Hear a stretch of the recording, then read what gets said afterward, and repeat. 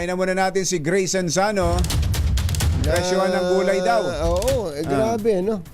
Diyan pa mismo, maraming gulay dyan. Oo, sa kanyang lugar. Sa lugar niya. Pero mataas daw po presyo ng gulay sa Region 2. Region 2 sa Nueva Vizcaya, Cumbachero. Andiyan yung isang malaking bagsakan ng gulay eh. Kaya nga. Oo, at Region 3, napakadami ding magugulay dyan. Central Luzon. Magkano ba gulay dyan? RH25, Grace Enzano.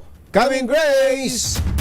Sa Jerry, di rin nagbabago ang presyo ng mga gulay dito sa bahagi ng Region 2 at Region 3. Katunayan, ang isa sa mga kilala at dinarayong Nueva Vizcaya Agricultural and Vegetable Trading Center na matatagpuan sa Bambang, naglalaro pa rin sa 150 hanggang 300 kada kilo ng etong kamatis.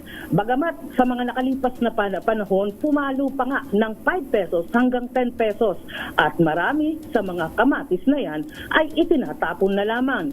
Bukod pa sa NBAT, maging dito sa Sangitan Public Market sa Cabanatuan City na itinuturing din na pinakamalaking bagsakan center dito sa Central Luzon. Halos ganun din, naglalaro sa 150 hanggang 300 kada kilo. Sa mga pamilihang bayan, mas mataas dahil nga kinukuha ito sa mga bagsakan center.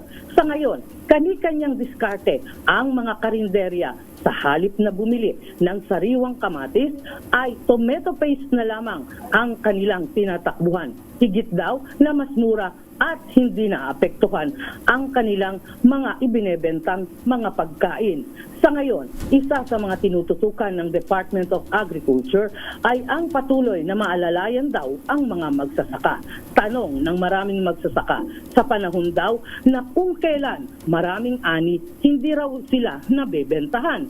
Ngayon, ang Marketing Division ng Department of Agriculture ay dapat daw pagtuunan nito para magkaroon ng mga processing food ang ating mga rehiyon.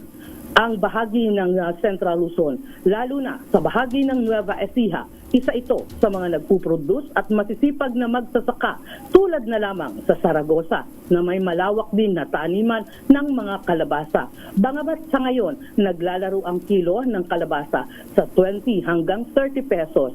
At ang mga Baguio vegetable naman na inaani sa bahagi naman ng Nueva Vizcaya tulad ng ombok. Ito yung petsay na imported na tinatanim na rin dito. Naglalaro lang ito ng 18 pesos hanggang 30 pesos kada kilo. Higit na mas mura sa mga lokal na mga inaani nating petsay.